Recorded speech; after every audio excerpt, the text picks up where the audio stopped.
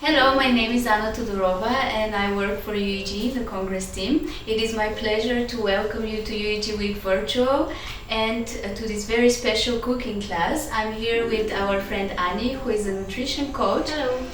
And she will prepare today for you two very healthy and delicious recipes which you can do for yourself at home in between sessions during the Congress, or maybe after you have done your daily yoga routine with our yoga coach Denisa. On this unique occasion, we're going to prepare recipes and meals that are not only focused on how delicious the food is, but also on what the health benefits from the ingredients that Annie is going to use. Poor nutritional choices are linked to obesity and can also lead to other diseases such as liver diseases or cancer, digestive cancers, and therefore we are focusing today on recipes that are supporting a balanced diet and help prevent digestive diseses. This is a topic that is very important for UEG, and it's also something that we work on a European and international level, and something we advocate.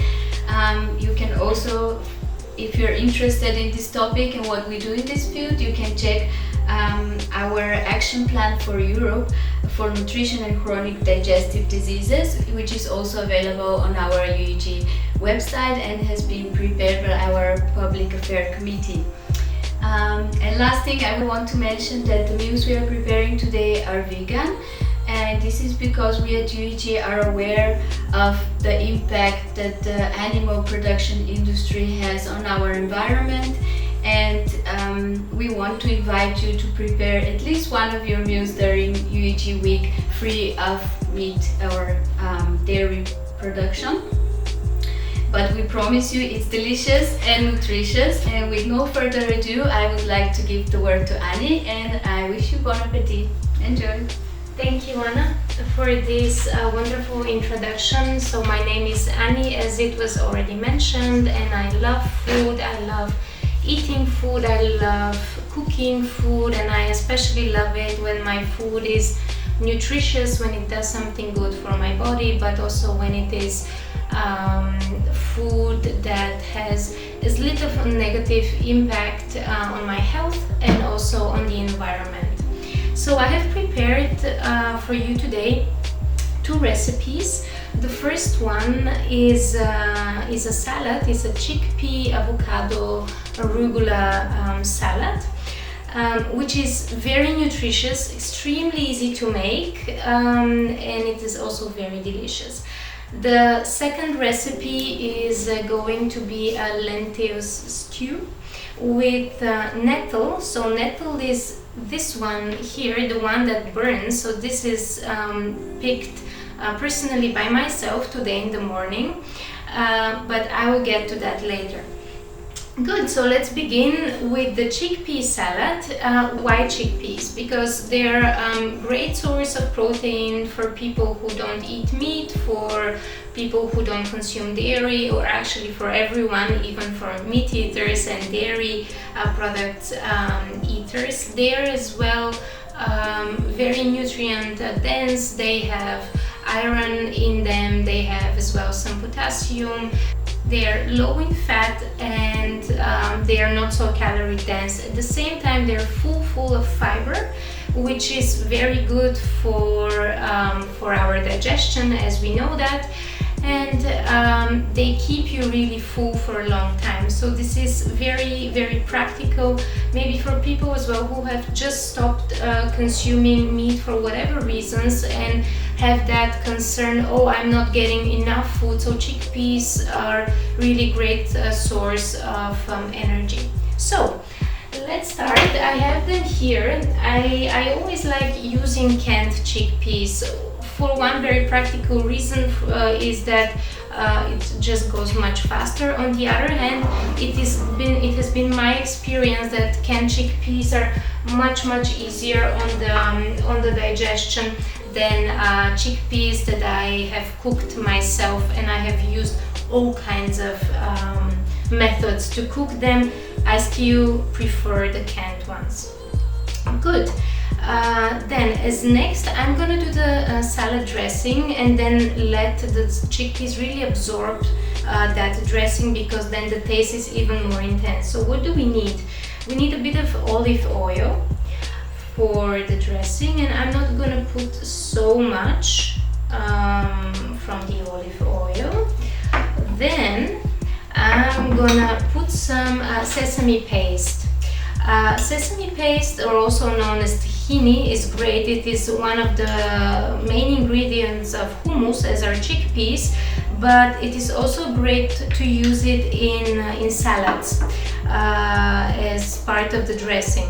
It has a very high fat content, but these are the good fats, so a lot of monounsaturated, polyunsaturated fats. On the other hand, as well, it is extremely rich source of calcium. So as people who for some reasons don't consume milk products might have concerns about their calcium intake, tahini is a good source of calcium. Good, so we have that in there. The next thing that I'm gonna put is the juice of 1 lemon. So I love using lemon for my salad dressings because, because first of all, because of its very good taste. Second of all, it actually helps absorb iron better. So this is one great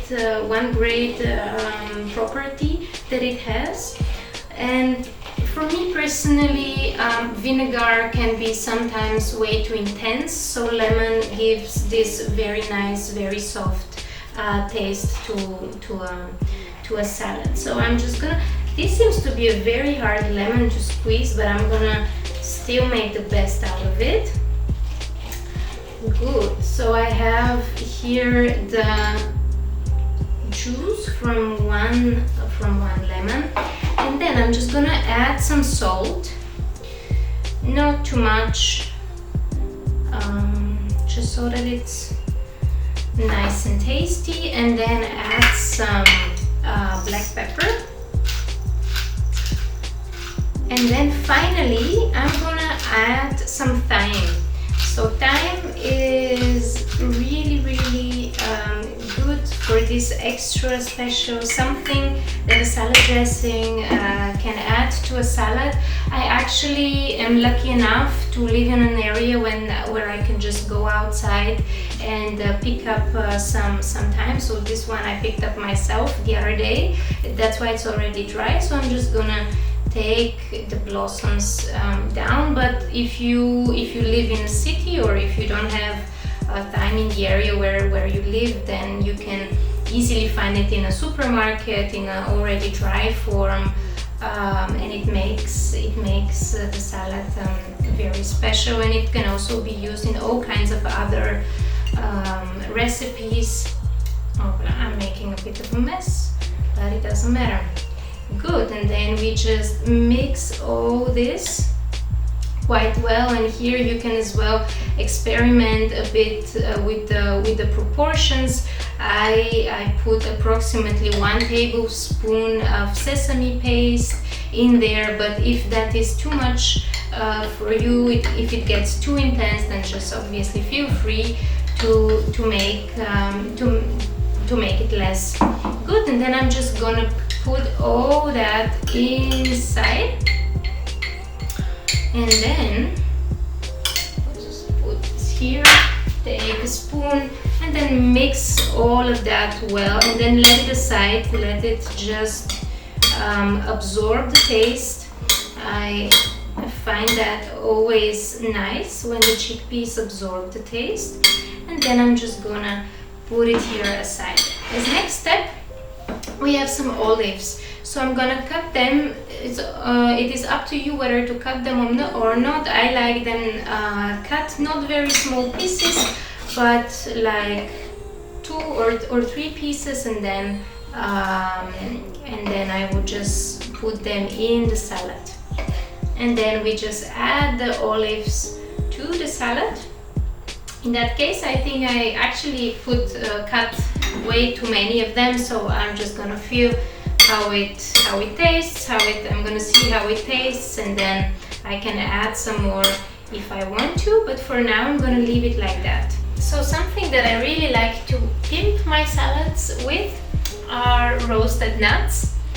So for that occasion I'm just gonna roast a bit some hazelnuts and then put them on the top of the salad. So in my pan I have very little olive oil. This also depends on your personal preference. You can as well leave the whole hazelnuts, or you can cut them, up to you. In that case I'm just gonna leave them whole, mix all that a bit so that they're nicely covered in oil, just so that they don't burn much. And then leave them in the pan until they turn gold. You hear them pop, so which is a very nice sound. And then I'm just gonna let them cool down and then add them to the salad as a topping. Okay, so now we have everything ready to complete our salad. We have here the roasted nuts, they're already cooled down. As next, I'm just gonna put the washed arugula. It is also known as rocket salad or rucola. Good, so I just washed it. The leaves are quite long, so what I like doing is just cutting them a bit like that, or breaking them with my hands a bit like that. Rucola is great. It has this bitter taste that is because of the phytochemicals that it has inside it, and as you for sure know, phytochemicals are all kinds of phytochemicals, and they have all kinds of phytochemicals, and they're very beneficial for our health, and are also linked to fight inflammations. They have this antibacterial property to them, so they're great to incorporate them in our diet. As next, I will add the avocado. I will cut the avocado. Avocado is something that most people love because of its full taste that it has. Also, look at it. This is really the perfect avocado. So it is great for sandwiches, it's great for salad, it tastes great. It is also extremely high in fat, so it's about 77% fat. However, the same thing goes for avocado as for tahini. These are the good fats that we want to have in our diet. However, another thing that one should be aware of when consuming avocado is that it is quite resource dense, so it consumes a lot of water. Also, it is not readily available throughout the world, so there are special regions in the world that produce avocado. So I like to keep my avocado consumption to a minimum as much as possible, because I live in Europe. This one luckily is bio, so we are on the good side for UEG week. And the very last step for this salad is actually taking the roasted hazelnuts and just springing them over, making it look nice, because as you know, we also eat with our eyes, so having positive emotions when consuming your food is essential for good health and for feeling good about the food that you eat. So enjoy!